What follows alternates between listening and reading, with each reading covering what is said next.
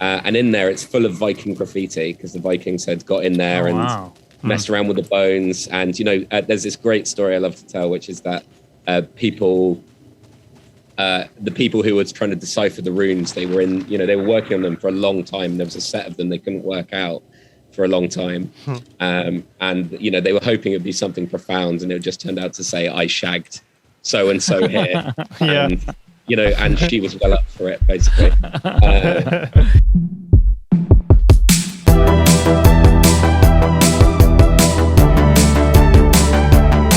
Welcome, everyone, to Archaeology Arcade, the online program of the Florida Public Archaeology Network. I'm Mike. I'm out of our coordinating center based out of Pensacola, Florida. Joining me, as always, is my co-host Tristan out of our office in Tallahassee. Tristan, are you ready to burn, pillage, and plunder in this game? Yes. I don't know how much that would be doing that today, but I'm ready. Well, my assumption is we're Vikings, so that's all that Vikings did. That's what I assume, but we're about to find out, because today we have our special guest returning with us is Henry Rayment-Pickard.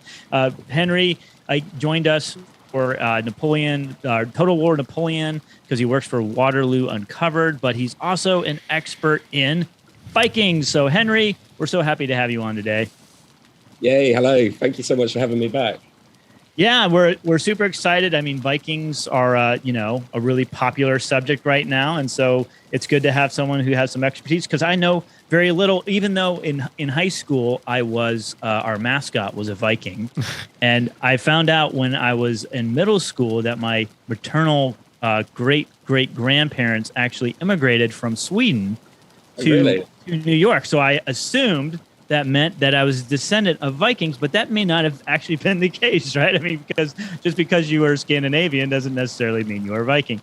But this game, Valheim, I'll just read the description of this game off of Steam. It says, Valheim is a brutal exploration and survival game for 1 to 10 players set in a procedurally generated world inspired by Norse mythology.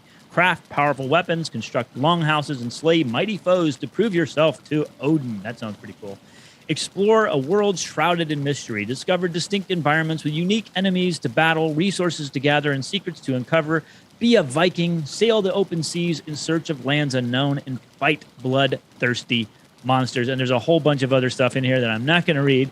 But this game was developed by Iron Gate AB. It was published by Coffee Stain Publishing back in February of 2021. Tristan, do you have any other thing to add before we start getting into this game? Not necessarily. It had the good fortune of coming out right when lockdown was happening, so this game really took off for a while, and it's still quite popular. So a lot of people might be a little bit familiar with it already. Okay, great. And then for anybody joining us live on Twitch right now, if you have any comments or questions, feel free to go ahead and use that chat feature, and we will. I'll keep an eye on it. So, Henry, a little bit about your background. Can you tell us, how did you get into Vikings, and what aspect of them did you study? So, I got interested in Vikings because I grew up in an area of the UK called Essex, and there was a battle that took place at Malden in 991 AD, where the Anglo-Saxons got their asses absolutely handed to them. And they erected a big statue of the Anglo-Saxon guy who basically threw away all his chances of winning. And I was always really interested in it because there was this, really cool statue, and became interested in history, and then went on a trip to Norway and saw these preserved Viking ships in Oslo. And I just thought they were so hardcore. They were so beautiful and so well preserved. I was just like, this is what I want to do. And as I sort of discovered more about Vikings and Norse culture and its impact on how England came into being, I just became, addicted, to be honest. And so when I studied archaeology, I took an opportunity to also study at Aarhus University in Denmark, and to become specialized in Norse culture, and specifically on what the Vikings were up to in the Arctic, in Greenland, Iceland, the Faroe Islands, northern Norway and Sweden, and also in the New World in America as well, and Canada. Wow, I mean, obviously they were very good at traveling around. Sounds like they were in a lot of places. And you mentioned Norse culture. Can you tell us, what was Norse culture, or what is it? So yeah, that often is like the first question with when you talk about Vikings. It's like everyone is Norse. We call the culture that Vikings come out of Norse. There is not really a Viking culture in the sense that there is, you would say an English culture or a Dutch culture or something like that. So Norse culture is basically everything. It's the umbrella term, and Viking would be is a career, effectively. It's a choice of a behavior pattern, basically, if you like. And I'm sure we'll get into that. But in general, what you see sort of defining Norse culture is a seaborne culture, trading, raiding, lots of movement using the sea, very distinctive art styles, a beautifully vivid religion, or mythology, as we like to call it now. Right, and then so speaking of mythology, we had mentioned Odin. I guess Odin plays a big part in this game. Who was Odin? So Odin is the foremost of the Norse gods.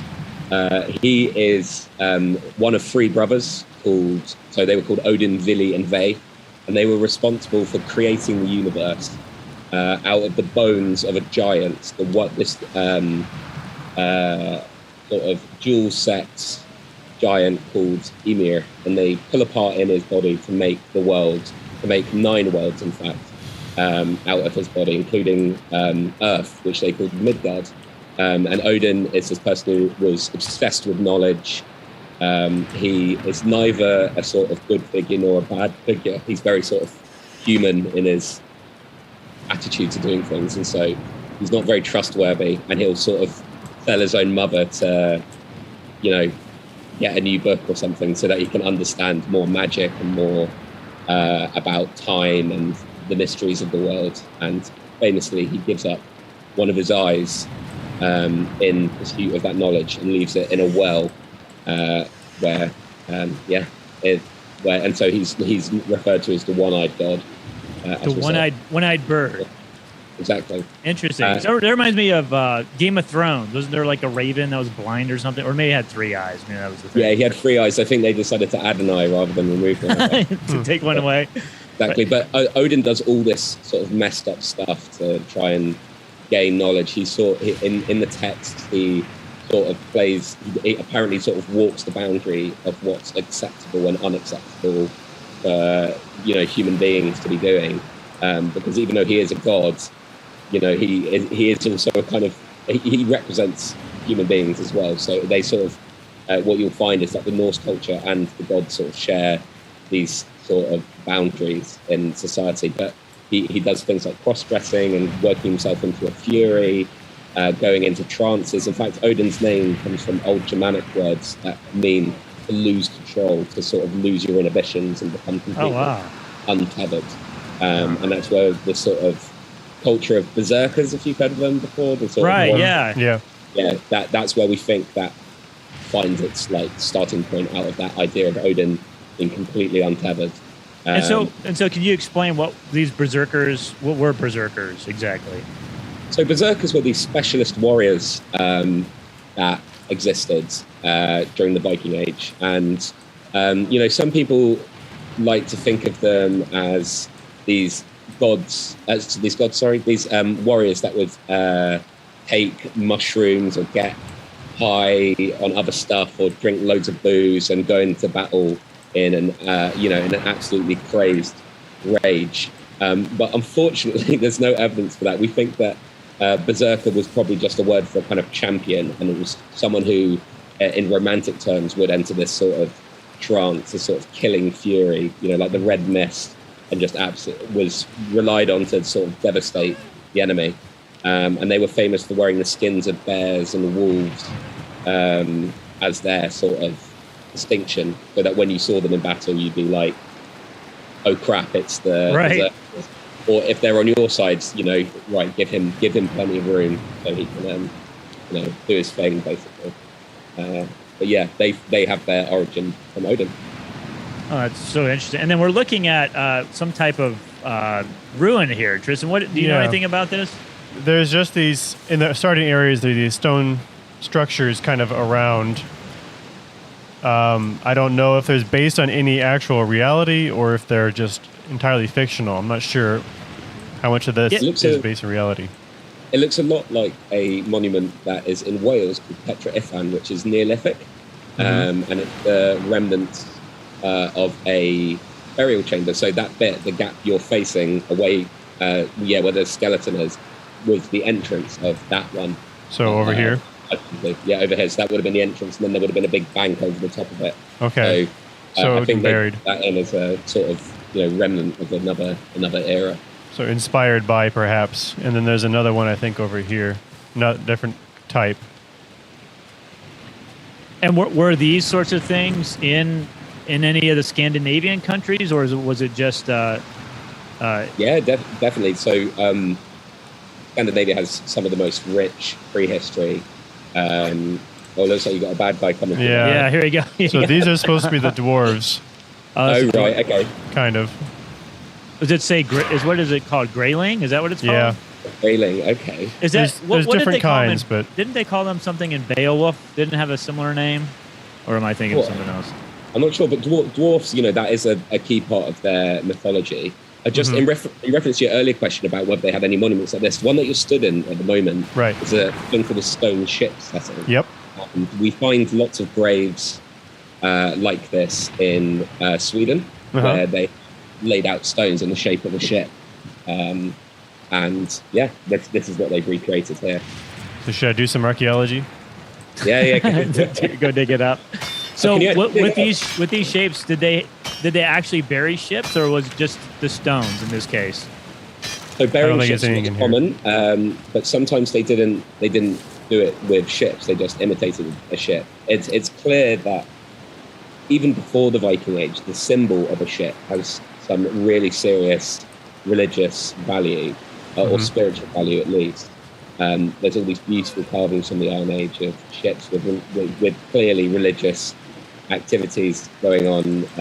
There's people on there drinking, feasting, people with massive erections dancing around there as well. So, of course, there's clearly this sort of spiritual thing going on, and it's a recurring theme you see in the Viking Age as well. This imagery of the ship, being the thing that carries you between worlds, and there's plenty of written sources talking about people having that, quote unquote Viking burial, be it on the water or on land, setting fire to someone in a ship as well. Wow. And Tristan, you said are there long ships in this game at all that we can? There are a couple. Should I head back? We've got a crypt right here. Otherwise, obviously weren't skeletons running around, but yeah, right. Like this. So Henry, you mentioned that these things are still around all over the place in Scandinavia. Do you know of any ones that have been excavated and what they've found in them and these types of burial chambers? Well, these burial chambers are pre-Viking, but there's we know that the Vikings got their hands on quite a few of these sort of structures and messed around in them. One of the most famous examples is in Scotland, in the Orkney Islands, and there's a number of Neolithic tombs there, the most famous of which is called Maes Howe.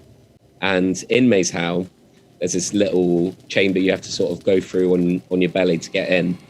And in there, it's full of Viking graffiti because the Vikings had got in there messed around with the bones. And, there's this great story I love to tell, which is that the people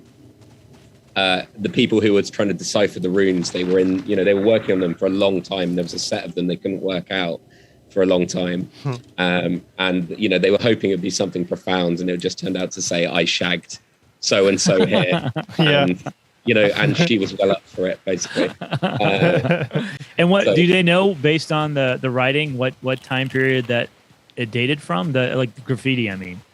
So the graffiti, I think they had to work it out from the known settlement time that the Norse were there. So they, I'm not 100% sure on the dates, but the Norse had a presence all over the Scottish coast from at least 800s until, well after the Viking Age, actually. They actually had to buy the Orkney Islands. Scotland had to buy the Orkney Islands off of Norway to get them back, basically, even though there weren't really any Scottish people living there at the time. Yeah, that's some serious extortion. Yeah, that's the thing. The Vikings were amazing at extortion. Yeah. Yeah. All right, we've got some ships coming into view right now. So these are the 3 ships in the game. Well, did they have different sized vessels, or were they all the same? Did they have different purposes? What do we know about that? They did, yeah. So they had your typical Viking ship, the one that was used for war, which was called a drakkar, and that was the dragon ship, and the one that you're climbing on right now, and that would transport usual size about 20 to 30 people, moderate distances. Eventually, as the Viking Age progresses, these get bigger and bigger and bigger until eventually you get ones like the Roskilde 6 towards the end of the Viking Age, which could carry 100 people. And everyone would be rowing as well, so the speed that it would get up to would be pretty amazing. But then to your left, you've got a smaller boat, which may have been used for trades. You would have ones like this one that you're going to, which would be a bit more deep hold, and they would be your sort of trade ships. And they were called knarrs, and they were used pretty much all over Europe to trade. They would even push them over mountains in Russia to get into the rivers to get to the Black Sea to trade in Constantinople, which is pretty incredible. And that act of moving those ships around is how we get the name Russia, because they referred to the Vikings that went through the rivers rowing. They called them the Rus, which meant the people who row. Wow. And then from that comes the name Russia. Oh, wow. I did not know that. It's amazing. And so a little bit more about these ships. We saw the longboat. How did they use these? And we're on the trading vessel right now, but how did they typically use the longboat in terms of raiding? Because I think that's one thing people often associate with Vikings, Viking culture, is the raiding. Of course. So, Viking, in one of its definitions, people still argue about, where the name Viking comes from. But, one thing everyone sort of has in common is the impact of the word Viking. It means pirate. It's a word that's synonymous with danger. And a Viking was, they would have used these ships, which their real sort of selling point was that they were incredibly flexible in both material and in use. So in terms of material, they're made out of woods that has been split with the fibers of the wood. So when it enters a storm or rough seas, you can actually wobble the front of a Viking ship, even a recreated one, and it would wobble. It would the entire ship would wobble like wave, basically, like a Mexican wave. So it would bend with the waves rather than, try and fight through them. So one of the big issues people would have around this time was trying to make big sea crossings or getting trapped in storms, because their boats were so rigid that once they started tossing and turning and twisting, they would just be ripped apart by the waves. And the Viking ship was so flexible that it could just ride over those sort of conditions, which was incredible. And then when the Vikings arrive on the scene and start raiding, what really becomes a headache for the people that they're raiding is that normally they'd expect people to land on the beach and walk inland and attack people, and try and raid. That had been happening for centuries, not just with the Vikings, but the Vikings and their ships were the Viking ships were very shallow. They had a very shallow draft, so they could go right up into rivers. So what you'd often find in England is that someone would report, "Hey, there's Vikings on the coast. We better go and intercept them." And so they go to the coast, and then the Vikings had sailed upriver and were now burning down the town that you've just come from. So they really had this amazing ability for surprise, being agile, and being able to strike incredibly quickly as well. They're incredibly fast ships. Right. And then in terms of this ship, so you mentioned that that some of the burials had ships in them. Do we have any archaeological evidence of underwater Viking shipwrecks or construction, or does it mainly come from these burial sites?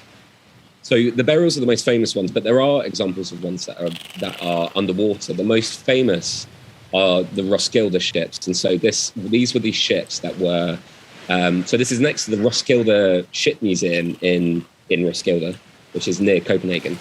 and there's a fjord there. And when they were doing a extension of the museum, they found all of these ships sunk purposely at the mouth of the fjord, including the biggest Viking ship ever found, the Roskilde 6. So it wasn't a burial as such, but it was it was a purposeful depositing of these ships in the water as a defense. And they think that was to stop some pesky Norwegians coming and burning down Roskilde, basically. Yeah. Wow. And so you talked a little bit about Norse culture and the term Viking and the differences between those two. When did the first record of Vikings occur, and about how long did they continue that way of life until? So one thing you'll never find in the written terms from the time is that they never knew them as Viking. If you were to call someone a Viking back then, they wouldn't know what you were talking about. It may have been a word that the Norse used, but they weren't amazing at writing stuff down. So we know that the English used just graffiti. Exactly, just graffiti. The English called them Danes. Anyone who spoke Norse, they called them Danes, as in from Denmark. Or in France, they called them Northmen, which is where Normandy comes from, because the Vikings had a settlement there. So they didn't do things like this. Exactly. Oh, you got yourself a runestone there. Yeah. Amazing. They translate it for you, but it's hard to see on the you can't read it very well. Yeah, on this. It says I can kind of read it on the Twitch if you go back to it. Yeah. Maybe I can read it. It says, it's something like, long ages past, when the All-Father Odin united the worlds, he threw down the Vanar, the giants and those creatures older than any others. The greatest of them could not be killed, but were instead forsaken, exiled here to Valheim for eternity. When they tread the earth, the lesser creatures jump like crumbs on a drum skin. You will know them when you see them. Does that sound like something like that's typical of runestones, or just totally made up? Well, the unfortunate thing with quite a lot of runestones is they're actually Christian, with the ones that we find, and they're from after the Viking Age. But there are some that have some Norse in there. Now, there are elements in what was on that one that I recognise. So there's mention of the Vanir, which was that first bit, and that is a secondary family of gods that the Norse believed in. So there was Odin's family, the Aesir, and there was the Vanir, and the Vanir were very sort of like linked to nature and to magic rather than just brute strength. So think of Odin. Think of Thor. He just smashes in people's heads, right? Yeah, for and becomes a god because of it.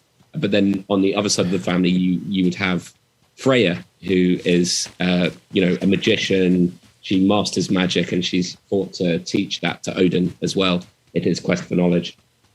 And is that what typically runestones look like? It was just a big boulder with writing on it. Is that how and are they still? Do they still exist? Are they still found today? Yeah, you can still find them all over the place. They would have been coloured originally, or quite a lot of them would have been coloured.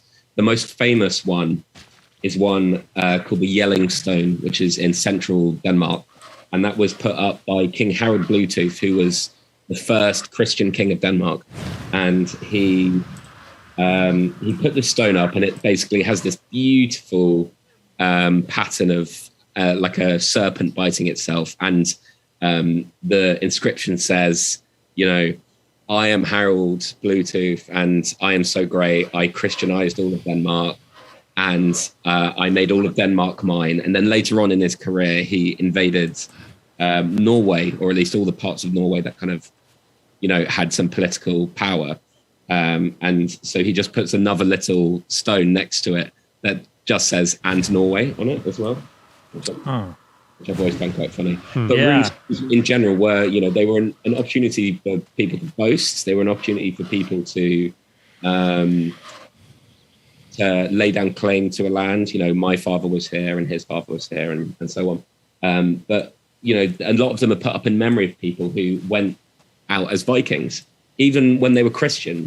When the Vikings were Christianized, they still remained Christian. And even some of the worst accounts we have of Vikings and how awful they could be come from the Christian era, which is always something that's surprising. Right. Yeah. You would think that they would have maybe gotten more tame, but maybe not. Or maybe they got worse. I don't know. Right. So Tristan, they did. Tristan, you looked at that.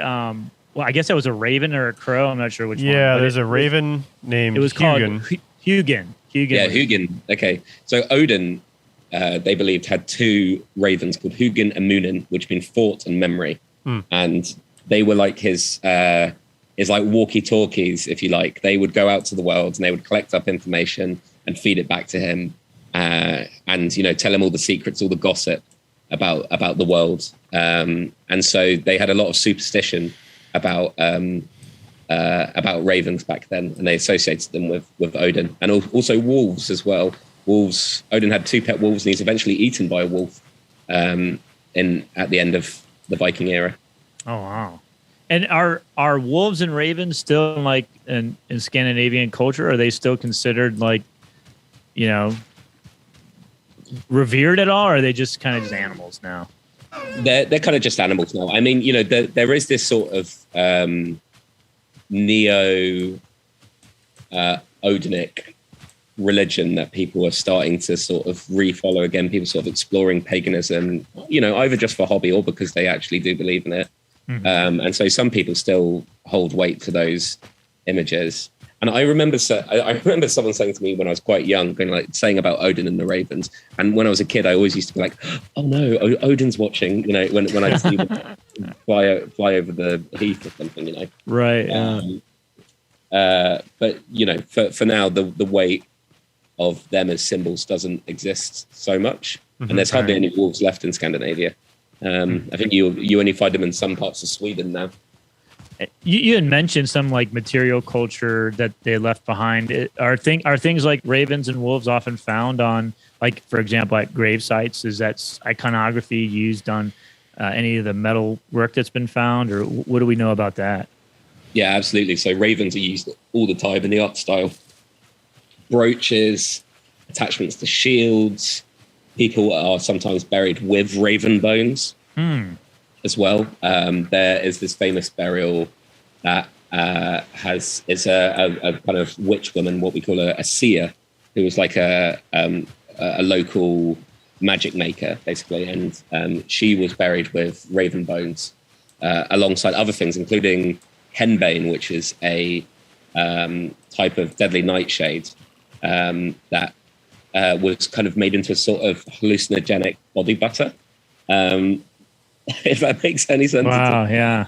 And we think that they made that, someone did some quote unquote experimental archaeology with some hallucinogenic body butter based on what was found at this site. And they said they felt like they were flying. And as you can imagine, that was completely thrown out by the academics as serious study. Hey, Tristan, can you go back to that runestone real quick? Sure, yeah.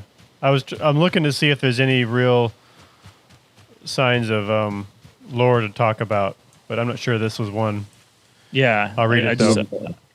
I was Astrid, a shield maiden of the forest. I know nothing of my life before I came here, but my arm remembers the sword, and my eyes see the course of the arrow. Now the raven guides me, and I fight the great beasts in Odin's name. So is this like a warrior, and it's just, kind of remembering what they did, essentially? Yeah, so they're talking about shield maidens. Now, this has become a really sort of popular topic in Norse studies because plenty of people have paid attention to the men at this period, and people are sort of just starting to sort of step back and appreciate what women were doing during this time. And one of the biggest debates is around this character of the shield maiden. The shield maidens are these women warriors who may have been Vikings, and there is sort of growing evidence that they did exist. We see it reflected in the material culture. We find ever greater burials of women with swords, shields, spears, full like war gear basically. But then it's also reflected in their religion as well. So the Valkyries are one of the most famous images of Norse mythology, and they've been rather unfortunate because, but back in the 1900s and 1800s, people sort of imagined the Vikings, sorry, not the Vikings, the Valkyries as these very sort of buxom, beautiful women, and that they were something to be, sought after. But the real Valkyries, as we can gather from the stories, were absolutely terrifying. They were the sort of embodiment of the absolute horror of war. So they had names like Shield Splitter, Blood Dripping, Helmet Clatter. Wow. That'd be a great boxing nickname too, Shield Splitter. Or metal band. Yeah. But like those Viking names, so you'd have like Eric the Red or Agar the Foul or something like that. With the Valkyries, there is no this is just a name: Shield Splitter, Blood Dripping, Helmet Clatter.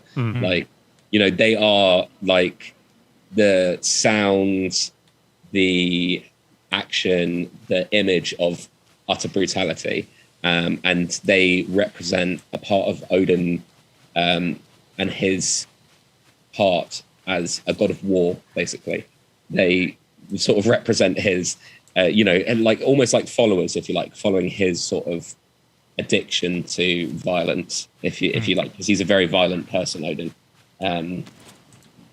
from what we can tell from his etymology of his name, at least. Wow. And the stories.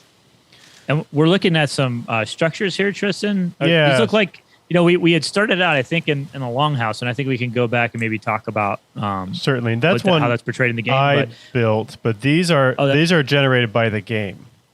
Okay, and they look much smaller. Like, are these? I mean, it's kind of hard to tell on our screen right now, Tristan, but they look like much smaller, kind of triangular shaped houses. Are these typical of like Viking homes, or are these something else?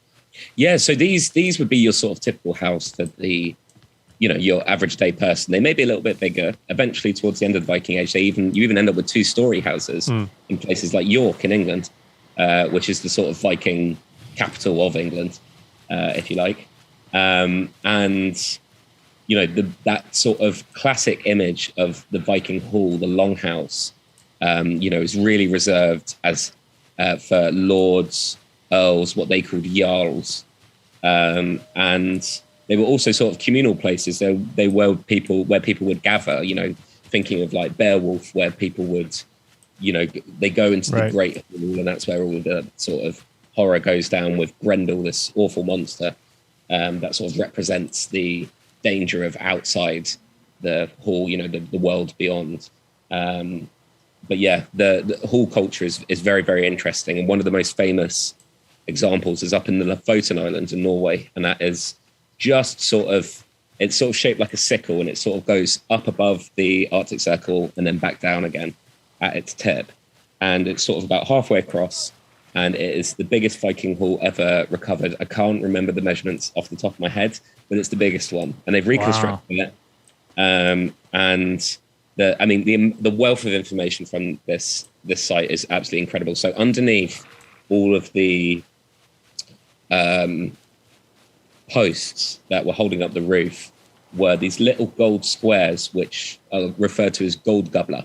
And they are images of various mythological images. And so they were some sort of offering. Now they're tiny. They're like maybe a quarter the size of a postage stamp. So these were placed, and then the post was put on top of them, essentially. Exactly. So it's before they construct it, and almost like I know other cultures do kind of similar things sometimes to kind of like honor the house, essentially, give it good luck. Essentially, is there any idea of why they did that? Yeah, so it was probably asking for luck, or to sort of protect the house and the people within from the dangers outside. From the world beyond. We find similar objects down in Sweden, right, pretty much on the opposite end of the Scandinavian peninsula, at the sort of big religious center, which is called Gamla Uppsala.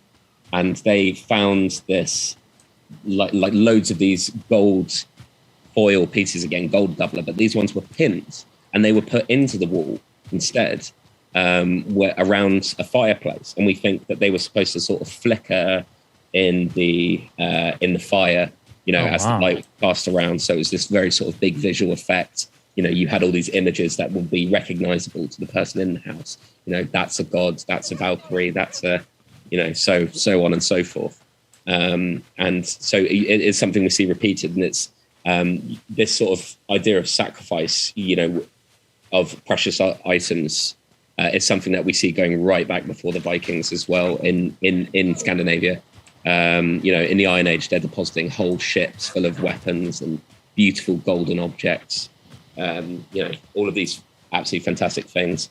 And are those mainly found just in these mead halls or these longhouses, or are they also found in just like the kind of average normal house that we just kind of explored?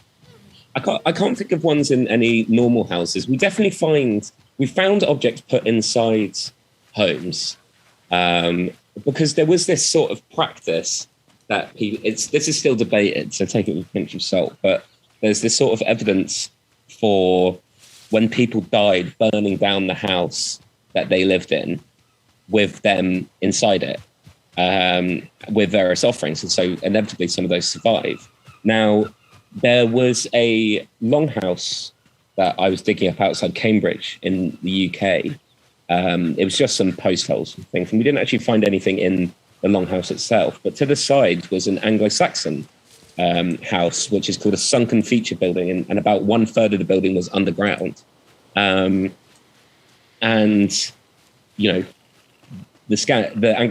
are the sort of cousins of the Vikings.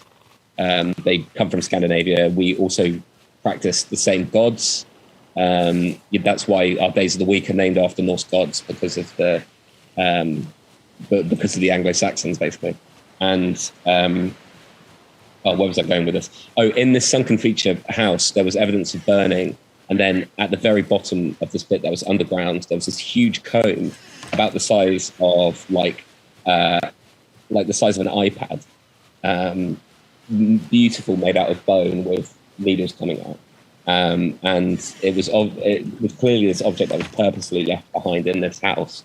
But, whether they left it and burnt down the house, or they just left the house to decay with this offering in, it was clear that was sort of left there for a reason. Wow. It was too big to lose, basically. Right. Yeah. And so it looks like we're inside. Tristan, I assume this is your character's the one I made. home. I made it assuming that Henry could tell me how wrong it all was, or something. Yeah. How bad did Tristan do? Yeah. How bad did he do? I've seen worse Viking. Looks good. Yeah. Is his fire in the correct place? Would they've had open fire like that? Yeah. So they would have had an open fire inside. There's this whole sort of thing referred to as hearth culture. The idea that at the end of the day, everyone would sit around the hearth, just like everyone now sits around the TV and watches, I don't know, Antiques Roadshow. Nowadays, back then, everyone sat around the hearth and drank together, gossiped together, and even in the feasting halls, the big communal areas, the benches went around the hearth. The hearth was the central point. Oh. So one feature of this game that I think is fascinating, and I'd like you to tell us a little about, is smoke management. Because if you actually don't build a chimney, you will actually suffocate inside your own home. Yeah, you will. How did Vikings actually handle that? How do the structures? Do you know? Yeah. So effectively, it was just like a chimney. So it was like you've got a hole in the roof. Now I can't see it well enough on. It's a little wonky how I did that, but yeah, you might have to have a word with the developer about that one. I don't think it's customs, but yeah, they would have built a little mini roof above the roof. Oh yeah, okay. I see it on the Twitch. It's hard to see through the Zoom, but okay. On the Twitch I can see it a little bit clearer. That's what it looks like at the top. It's like a roof, just like you said, a roof on top of the roof, like a little shed almost is what it looks like. Yeah, exactly, like a little shed. So that the hot air could, so the smoke could escape, but the hot air would stay within. Because it would have been a pretty foul place, even with the fumigation and the fumigation, the ventilation. So if you didn't have that on the roof, it'd be pretty horrible. And also there's all these stories from like blood feuds in Norse mythology, the Norse sagas, where people were purposely burned inside their houses as a way to kill their enemies. And to make sure it filled with smoke, they would before they set fire, they would make sure that the top, wasn't, sufficient to let the smoke out. Basically. Gotcha. Yeah. That's incredible. And so, you've talked a little bit about some of the longhouses and other homes that have been found archaeologically. I mean, obviously, when they find them now, they're not the full structure. It's been 1,000 years. So, what is left of these buildings? Like, how can you tell that this is a Viking building versus Anglo-Saxon one, or was there really much of a difference at all? Well, it depends on the kind of like country to country. Your general sort of Viking house and even longhouse, you're only really going to be finding post holes and maybe some beam holes in the floor where some other. What have you just made there? Mead. Yeah, you just made mead. Yeah. I got distracted by that. But yeah, you'll only find post holes. But then in places where they didn't have much wood, you only really find stones laid down as a foundation. So in Greenland, for instance, there's like stone underlying foundations, which then they stacked, peat on top of to make the house. Or for instance, in the Faroe Islands, where they did have some trees, but lots of stone, you find basically the walls are made of stone, stacked up with stone. And, if people could be bothered, they would try to make the houses last. And so you sometimes do find the stone outline in various places in Scandinavia as well. Gotcha. And we had just seen, obviously, the mead, and it looked like that was almost a separate building to maybe brew mead. I mean, I've heard of mead halls. One of my favorite movies, I don't know, Henry, if you've seen it or not, called 13th Warrior. Have you ever seen that movie? Love it. It's one of my favorite movies. But obviously, there's a scene where there's this giant mead hall, and that's kind of what I think of anyways in terms of mead. Is that where they also brewed mead, or was that done in a separate structure? Do we know anything about that? That is a good question. I don't think I actually have a definitive answer for that. I'm sure they would have made it, in close... in a close area to the hall, because if there's one thing we know about Vikings or the Norse in general, is that they drink a lot of alcohol. Now meads would have been sort of preserved for special occasions. I don't know if you try to drink meads nowadays, but like it is so sweet. It is like barely drinkable. It's like just because it's so rich, right. It's just a bit too much. And so they used to just drink a sort of, they used to drink beer and grog, like a watered down wine, basically. That was what you would find them drinking most often. But mead, in the form that we know it today, honey mead, would have also been available at some points.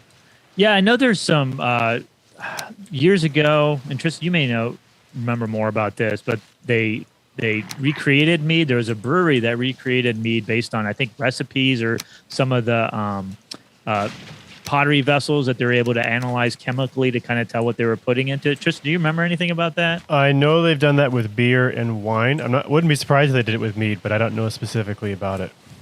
Yeah. Henry, do you know anything about that? Am I totally wrong? Not about mead, but I do know about that residue analysis being used to answer other questions about like how they were preserving food. So they found from residue analysis evidence that they were pickling raw meat in such a way that you could just eat raw pork and raw chicken without having to cook it. Because obviously awful. It does sound awful, and I'm sure it was awful. But in the winter months in Scandinavia, it is better than starving. It's bloody cold, so you would preserve everything you could. And so you see it today, even in Scandinavian food culture, that it's based very seasonally. It's very sort of frugal. You're sort of preserving everything. Lots of pickles, lots of smoked stuff, lots of smoked fish. Smoked meats, lots of sausages, lots of cured stuff as well. And we just saw that kind of stone, kind of honeycomb structure. Was that a kiln? Is that what that was? Yeah, it's supposed to be a charcoal kiln. Charcoal kiln. Is this something that also? I mean, I assume they obviously were, they were good at making weaponry, right? So what do we know about how they actually did that process and how it might have looked in terms of what we're seeing in the game? Because it looks like this is a smelter right there on the right. And actually here is blacksmithing stuff. Oh, gotcha. So one thing that is really interesting about the Norse, and is even one of the reasons why sort of Viking culture or Viking behavior really continues and what's the word I'm looking for? Like escalates, because Vikings starts with a few scattered small groups doing these things, and then it becomes huge armies turning up. And we think part of the reason people start turning up more and more often is because actually the Vikings didn't have access to that good metalworking. Gotcha. First, especially with swords and things. And so we find lots and lots of Anglo-Saxon and French swords in Viking contexts. But they were exceptionally good metalworkers when it came to jewelry. We've been really lucky with the preservation of things like smithies. And so we have evidence of how they were making things. Now, I'm not sure on the details of that or anything particularly interesting that I can say about, what was there. But, that we know from the objects that we found that they did have a really amazing metalworking culture as well. Right. And so, I mean, that's really interesting in terms of like the weaponry. So is there any thoughts behind why they didn't necessarily make their own types of swords? Did they just not have access to the metal, the iron ore and where they were from? Yeah. So, there's this famous thing with Sweden during the Second World War that they were the main distributor of iron ore in Europe. But back at that time, that area is being dominated by the Sami, who are the native Scandinavians, it's a Finno-Ugric culture right up in the north of Scandinavia. But back then, it came all the way down to like modern-day Stockholm. So those iron ore deposits were not accessible. And so part of the reason definitely is that they didn't have as much of the ore that was necessary, or the ore that they did find wasn't in good enough quality. And also just because of that, a lack of practice, a lack of development at home. And so often you would find that people were stealing things or capturing things off people, that were better quality and bringing them home and then, passing them down the generations because they were like, wow, I've picked up this sword, which, by all considerations is quite a normal sword for France or England. But over here, it's, absolutely, it's the best one in the village. Yeah. Well, that's interesting too, because in the game, you only get access to iron by going and gathering scrap, which I wonder if there's they did it intentionally or if it just kind of happened to be that way. So they're sorry, go ahead. No. I was just saying I'm not too sure about that element of it. Yeah. No. Oops. And we've got. Oh wait. I think we could, if we head back to the longships. One thing I did want to talk to you more about, Henry, and we might have to have you back on for Valhalla or something because we didn't really get into it too much. But we've talked a little bit about their ships and the different types of vessels and what they used them for. And we talked a little. You mentioned some of the different places they had gone, but a lot of your work and research has focused on their interactions with the Inuit. What can you tell us about that, and when did that take place exactly? So this is so fascinating, this part of Viking culture for me, because when we think of the Vikings and their activities, we often think about England and France. But in expanding northwards, Norwegians especially found themselves in Iceland, and then from there in Greenland. And there's this very famous Viking called Eric the Red, who has a real sort of penchant for killing people who, illegally, basically murdering them. And he's forced to leave Norway with his dad, who has to leave for the same reason. And when they're in Iceland, and he grows up to be a an adult, he kills people as well, and he has no other option but to sort of look for new land in the west, and he settles in Greenland. And from that, there's a culture of settlement that carries on for 500 years. So beyond the Viking Age, we're talking up until about 1500. And whilst they're there, they come into contact with the Inuit and also with Native Americans. So the Eric the Red Son, Leif Erikson, very famously goes to Newfoundland, which he calls Vinland, and we have found his settlement area, which is called Lanza Meadows, which is right on the tip of Newfoundland.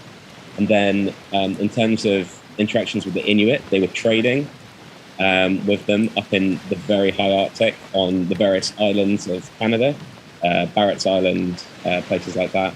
And we found evidence of like metal smelting that dates from that time, various other objects associated with Norse culture. And we think they were heading up north and meeting the Inuit there. So they were on the very tip of Greenland, the bit further south, because that was the warmest bit. But when they went looking for food, seals, for whales, for reindeer, they went up to the very north to a place called Thule. And there, the Inuit, because of climatic changes at the time, were making their way south. And so at the very beginning of their settlement period, about 1000 AD, they're starting to come into contact with people at the very north of Greenland. And then towards the end, around 1400, 1450, they're living alongside them. And, a lot of people, when the Greenlandic settlers disappeared around 1500, blamed the Inuit for killing them, but there isn't any evidence to suggest that. As far as we can tell, they managed to get along a lot better than often historians give them credit for. Yeah. Wow. Yeah. I mean that, and then sometimes you'll read different things online about Vikings were all over North America. Is there any archaeological evidence for people out there who may come across some of this stuff, the pseudo archaeology online? Yeah. So basically, you're not going to find any Vikings further south than the St. Lawrence River. That is about as far as they went. So unfortunately, apart from one coin that was found in Maine, which is called the Maine penny, which is the only sort of like eyebrow raising find. Everything you find south of there is going to be, it's unfortunately going to be a hoax. I know there's a very famous runestone that was found. I can't remember where it was now. It was somewhere towards Southern America, Michigan or Wisconsin. Something like that. Yeah, and it's a hoax. and people, they look for these hoaxes. The archaeological evidence tells us that they stayed in America for a very short amount of time, in Newfoundland, but they didn't keep a constant presence there. From the sagas, we know that the heat that the Vikings got from Native Americans and the conflict they had was just completely untenable, because in terms of the people who were going to Greenland, we're talking about really very small numbers in comparison to mainland Europe. And so eventually they did just have to leave it be, but they didn't stop there. They kept on revisiting North America, because on Greenland there are no trees. And to make your ships, to build your houses, to burn your fires, you need trees. And Labrador in Canada, and the other sort of big tiger belt of trees in Northern America, that's where they're revisiting. And so as time goes on, we find more and more objects associated with those areas. And I would guess it's only a matter of time until we find more, basically showing that they were revisiting America over and over again to keep themselves stocked up, basically. Right. Yeah. I mean, I think people, and including myself, when you think of Norse culture and Vikings in particular, all you you think of the raiding and pillaging, but there must have been an incredible support network behind that, right? Including having all access to these resources, and I mean, what amount of time it would have taken to build a longbow? Do we have any idea? I mean, you mentioned making sure the grain was going a particular way. I mean, that must have taken some time. Yeah, for and sure. to maintain these vessels too.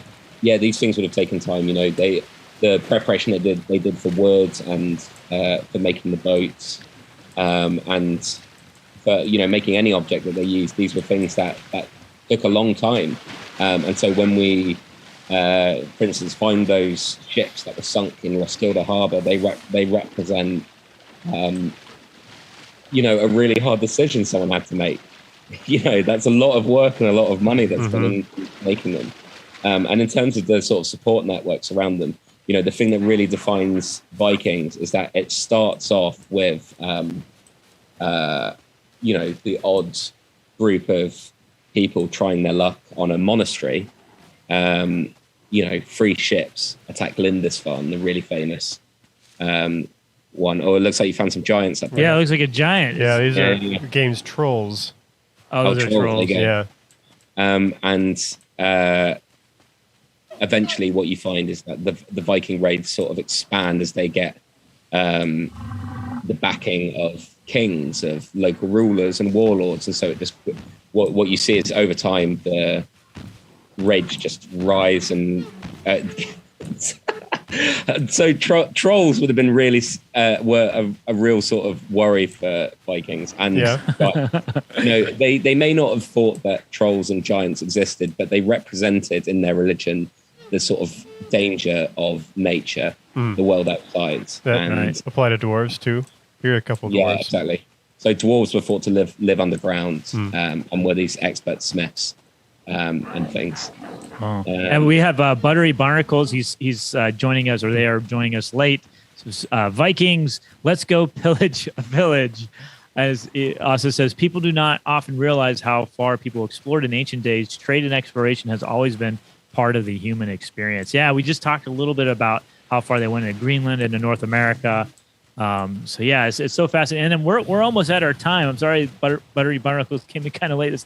But we would definitely love to have you come back on, Henry. And we had talked about some other games we could explore. The Vikings. It's so much popular culture about Vikings, especially in the last couple of years. So this has been really fascinating. What are your guys' takes on the game so far? I know we've only played an hour worth, but we'll start with Tristan. What has your been experience in this game? What do you think? Well, it's a good game, but it seems to, as far as I can tell, seems to try to represent the Viking lore without actually trying to replicate it, which is probably smart. Although I did note, and we didn't get into this, the helmets don't have horns in this game. Oh, yes. What? Yeah. Round of applause for no. And Henry, I know this is the first time that I've seen this game as well as you. Based on what we've seen so far, specifically with I guess with the mythology, even. Yeah. What is your kind of takeaway from this? Well, a lot of Norse archaeologists get real hang-ups about how accurate games can be with the Norse culture, and one of the things that really sort of limits our understanding about the Norse is just that there's a reason that it was called the Dark Ages, and we shouldn't call it that, but it is just that we have less of an idea of what was going on. And so whenever a game or a film or a TV show chooses to really stylize things and use their imagination, I'm never going to be annoyed with it, because the Vikings continue to grab our imagination today, and they are sort of just, maybe that's something we can talk about next time. Yeah, absolutely. Yeah, there's that movie The Northman. I don't know if you've seen that yet, but that'd be something to talk about. I'm so glad though that you liked the 13th Warrior. I was worried. That was one of my favorite. Yeah, it's a great movie. And also, before we leave, I need to send you a picture, Henry. We have apparently an authentic. I mean, it's a replica, but it's an authentic Viking longboat here in Pensacola. It was built in the 1950s for a movie that they filmed, and then somehow it found its way in Pensacola, and they used it to teach school kids how to sail in the bay, and then it was kind of forgotten about for several years, and then it was sort of rediscovered kind of 10 years ago, and it's out in front of a very famous fish. I don't know what you call it. It's like a fresh fish place, I guess. It's called Joe Patty's. But I'm going to take a picture of it and send it to you and tell me what you think. Yeah, please do. And just because you mentioned Northman, go and see Northman. Northman's really good fun. Yeah, it's on my list. I definitely want to check that out. But yeah, we appreciate you coming on so much. I also want to mention that, of course, Henry works for Waterloo Uncovered. And so please go check out their website. They do amazing work with veterans, battlefield archaeology for one of the most important battles that took place certainly in Europe, but even across the world, the Battle of Waterloo. And so they do some excellent work. They have an awesome YouTube channel with lots of different video content. So please check out Waterloo Uncovered. You can also donate to them if you want to donate. Henry's a person to talk to. I think you can talk to him about that. Yeah. But yeah, and if you didn't catch the whole episode here, I'm going to put this episode up on our YouTube channel probably next week. And you can find us on YouTube by just Florida Public Archaeology Network. You can subscribe to our channel. That way you can get any notifications when we post a new video. You can you can comment. If you have any games that you think would be great for Archaeology Arcade, please let us know. You can email Tristan or I by finding our contact information through our website or directly through YouTube, or you can just comment on YouTube. We'll find it there. If you're an archaeologist and you're interested in coming on, we'd love to hear from you. We'd love to have you on, and we definitely plan to have Henry back sometime soon for, hopefully we'll do the Assassin's Creed Valhalla, because I hear that's a good game. I played it a little bit, but it should be a great game. Tristan, you got anything else? Did I miss anything? No, I think you covered it all. Okay, and I know we've got another Archaeology Arcade scheduled in August. We're going to have Dr. Bill White. He's going to play Dawn of Man, but I'm sure we'll schedule a few others sooner than August, and maybe it'll be Henry. Maybe that's who we'll have back on, because I think there's so much to talk about. There's so much to cover. There is, yeah. All right. Well, thanks again. We appreciate everybody joining us, and again, thanks, Henry. All right. My pleasure. Take care, guys. Bye, all.